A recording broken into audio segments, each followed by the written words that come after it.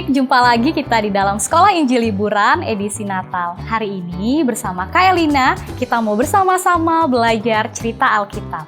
Nah, sebelum kita belajar cerita Alkitab, mari kita berdoa untuk persiapkan hati kita. Adik-adik ambil sikap berdoa, lipat tangannya, tutup matanya, kita bersama-sama berdoa. Tuhan Yesus Kristus, terima kasih hari ini kami boleh bersama-sama hadir di dalam Sekolah Injil Liburan. Sebentar kami mau belajar firman Tuhan, biar Allah yang menolong di dalam hati kami masing-masing, supaya kami boleh mendengarkan firman Tuhan, boleh sungguh-sungguh belajar dan mengerti melakukannya di dalam kehidupan kami. Terima kasih Tuhan, di dalam nama Tuhan Yesus kami berdoa dan mengucap syukur. Amin. Nah, adik-adik, mengawali cerita ini, Kak Elina teringat sebuah cerita dari adiknya Kak Elina yang katanya dia mengalami masalah yang sangat besar. Masalah yang sangat besar. Mau tahu ceritanya? Begini ceritanya. Aku tuh lagi bete Kak Elina. Bete banget. Aduh, Cici, kamu kenapa, Cici? Ih, aku tuh bete Kak Elina. Kan sekarang kakak tahu kan, kita tuh lagi sekolah online. PR aku tuh numpuk banyak banget, dari semua pelajar ada PR. Terus, aku kan punya adik di rumah, masih bayi, jadi suka nangis. Terus waktu dia nangis, aku nggak konsen belajar. Terus ya, ditambah sinyal di rumah aku suka naik turun. Jadi suka nggak jelas wifi-nya, sinyalnya suka hilang-hilang. Padahal sebentar lagi kan bagi rapot. Terus aku nggak tahu deh nilai aku gimana. Aku pusing, aku mau nangis rasanya.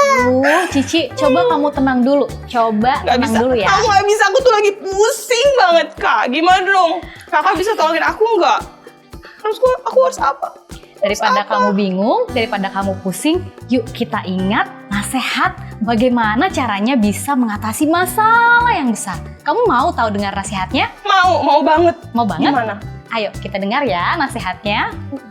Nah, adik-adik, siapa di antara kalian yang juga pernah mengalami masalah yang besar? Mungkin seperti cerita tadi, kalian juga mengalami masalah, baik yang kecil maupun masalah yang sangat besar. Kalau kalian menghadapi masalah yang sangat besar, apa yang kalian lakukan pertama kali? Pribadi siapa yang kalian datangi?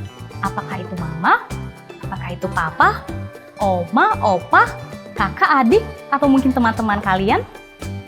Yang benar adalah pribadi yang harusnya kita datangi pertama kali adalah Tuhan Yesus Kristus.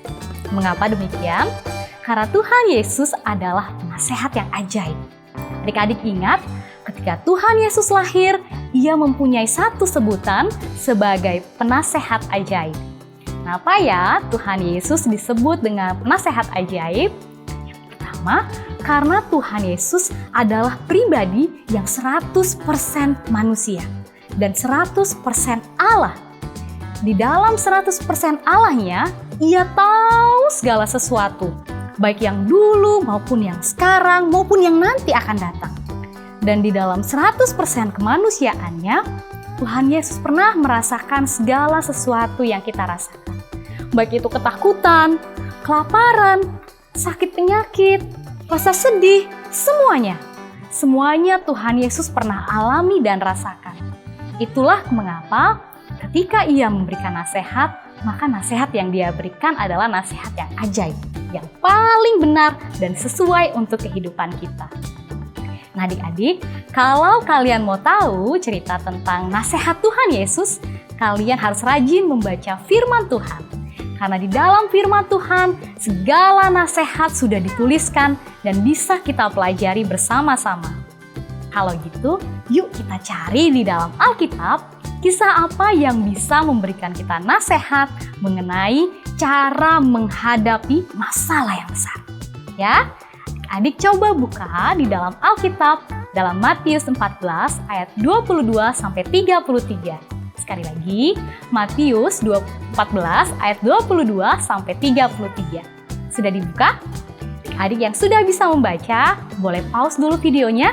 Lalu Kak Elina tunggu kalian selesai membaca kisah di dalam Matius 14 ayat 22 sampai 33. Sesudah itu, Yesus segera memerintahkan murid-muridnya naik ke perahu dan mendahuluinya ke seberang, Sementara itu, ia menyuruh orang banyak pulang. Dan setelah orang banyak itu disuruhnya pulang, Yesus naik ke atas bukit untuk berdoa seorang diri. Ketika hari sudah malam, ia sendirian di situ. Perahu murid-muridnya sudah beberapa mil jauhnya dari pantai dan diombang-ambingkan gelombang karena angin sakal. Kira-kira jam 3 malam, datanglah Yesus kepada mereka berjalan di atas air. Ketika murid-muridnya melihat dia berjalan di atas air, mereka terkejut dan berseru, "Itu hantu!" Lalu berteriak-teriak karena takut. Tetapi segera Yesus berkata kepada mereka, "Tenanglah, aku ini, jangan takut." Lalu Petrus berseru dan menjawab dia, "Tuhan, apabila Engkau itu, suruhlah aku datang kepadamu berjalan di atas air." Kata Yesus, "Datanglah." Maka Petrus turun dari perahu dan berjalan di atas air mendapatkan Yesus. Tetapi ketika dirasanya tiupan angin, takutlah ia dan mulai tenggelam, lalu berteriak, "Tuhan, tolonglah aku!" Segera Yesus mengulurkan tangannya, memegang dia dan berkata, "Hai orang yang kurang percaya, mengapa engkau bimbang?" Lalu mereka naik ke perahu dan angin pun redalah. Dan orang-orang yang ada di perahu menyembah dia. Katanya, "Sesungguhnya engkau anak Allah." Nah, kalian semua sudah membaca kisah di dalam cerita ini. Apa ya, nasihat apa yang kita bisa peroleh di dalam kisah yang ada di dalam Matius 14 ayat 22 sampai 33. Kita mau lihat nih keteladanan Tuhan Yesus, nasihat yang dia berikan supaya kita bisa menghadapi permasalahan yang besar. Ya, di dalam cerita ini murid-murid Tuhan Yesus sedang menghadapi masalah yang sangat besar. Mereka terombang-ambing di atas perahu yang terkena angin sakal. Adik-adik tahu, kalau angin sepoi-sepoi enak kita bisa tidur. Tapi kalau angin sakal, itu angin yang sangat kencang sehingga bisa saja perahu yang mereka naiki terbalik dan tenggelam. Itulah kenapa mereka merasa takut. Nah, di saat yang sama di malam itu, Tuhan Yesus yang masih berada di pinggir danau, ia memilih untuk berdoa. Walaupun badannya capek dan lelah, setelah menolong orang-orang yang sakit dan juga menolong orang yang kelaparan, Tuhan Yesus mengambil waktu untuk berdoa. Dia naik ke tempat yang sunyi, dia datang kepada Tuhan, dan dia berdoa dengan sungguh-sungguh. Tuhan Yesus tahu bahwa untuk menghadapi segala permasalahan, dia harus tekun berdoa dengan sungguh-sungguh.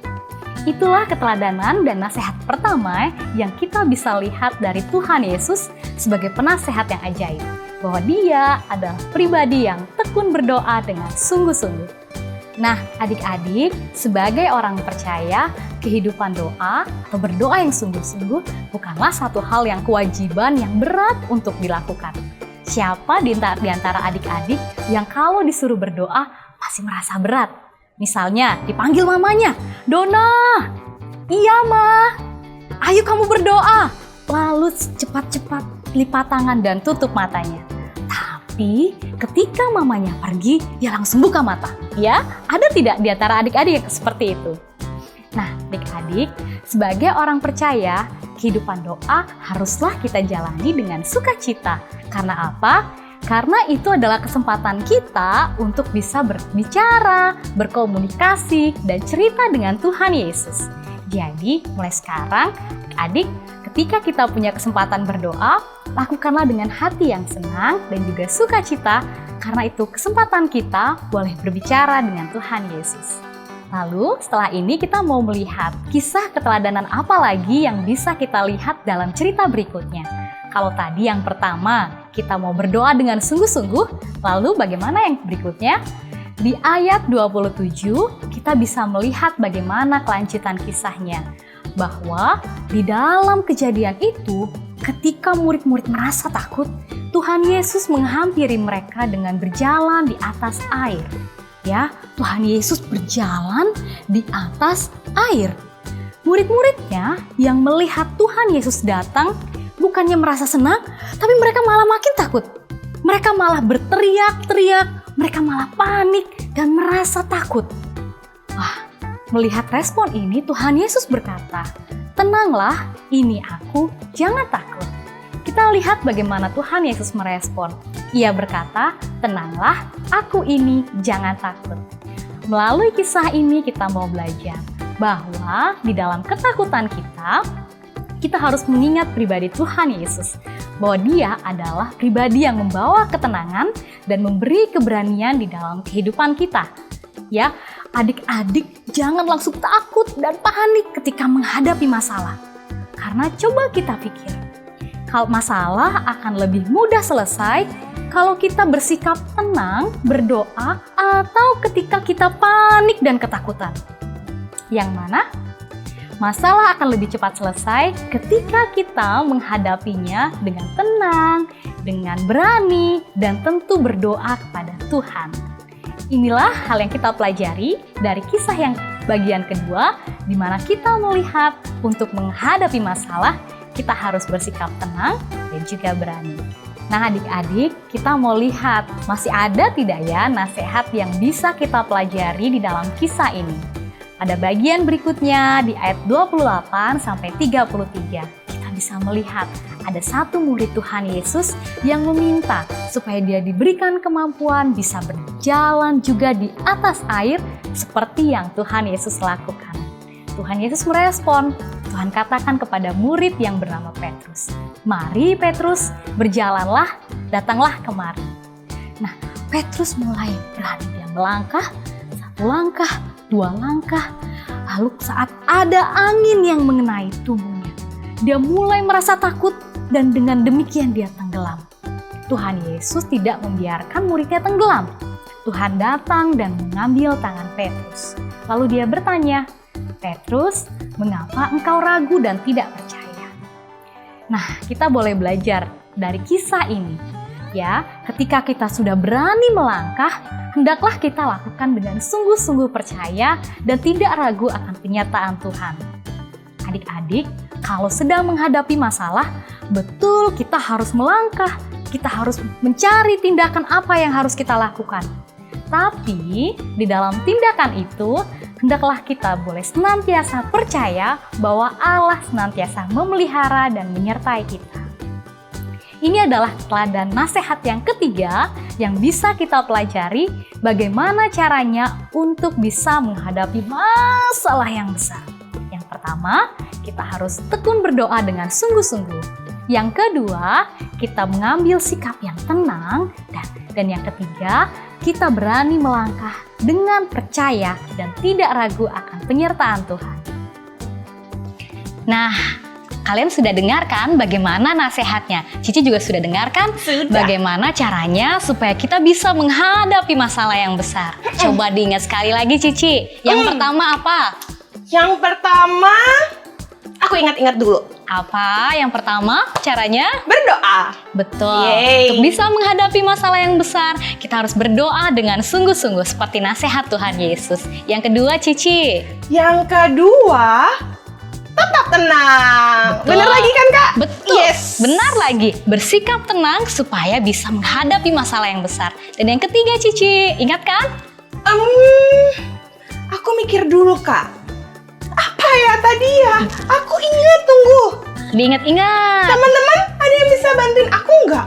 Apa ya tadi ya? Siapa yang ingat? Cici ingat? Teman-teman ingat? Apa tuh yang ketiga? Kak, aku lupa. Kayaknya bantuin aku dong, apa ya? Oke, yang ketiga adalah percaya dengan sungguh-sungguh akan penyertaan Tuhan dan tidak ragu akan pemeliharaannya. Aku ingat, percaya sama Tuhan. Oke. Sudah ingat ya? 3 hal supaya kita bisa menghadapi masalah yang sangat besar. Nasihat dari Tuhan Yesus, penasehat ajaib kita. Oke? Ya, aku percaya walaupun masalahku besar, aku mau percaya sama Tuhan. Sebab Tuhan adalah penasihat yang ajaib buat aku. Betul, Thank you, Cici. Kak Elina. Sama-sama. Yuk, adik-adik yang juga mau percaya dan mendengarkan nasihat ajaib yang Tuhan berikan, mari kita sama-sama mengambil sikap berdoa mengakhiri cerita hari ini. Mari kita berdoa. Tuhan kami Yesus Kristus, kami berterima kasih hari ini kami boleh diingatkan bahwa Engkaulah Tuhan Yesus penasehat ajaib kami. Kami boleh belajar untuk berdoa dengan sungguh-sungguh, untuk bersikap tenang dalam menghadapi masalah, dan kami boleh melangkah dengan percaya bahwa Engkau Tuhan yang memelihara dan menyertai kami. Terima kasih Tuhan untuk pelajaran hari ini. Hanya di dalam nama Tuhan Yesus kami berdoa dan mengucap syukur. Amin. Amin. Yuk, kita pamit dulu sama teman-teman hari ini. Sampai berjumpa lagi adik-adik. Dadah. Tuhan Yesus memberkati.